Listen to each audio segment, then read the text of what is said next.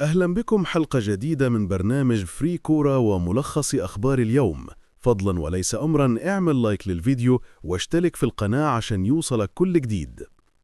العناوين: سيد عبد الحفيظ يوضح حقيقة التفاوض مع محمد صلاح.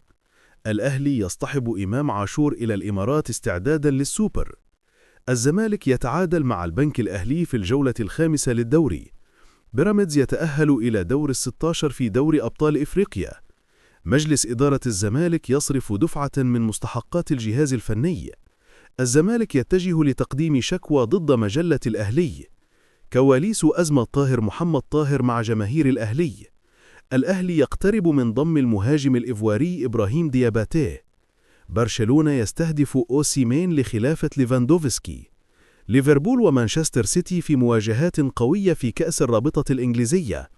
التفاصيل: سيد عبد الحفيظ يوضح حقيقة التفاوض مع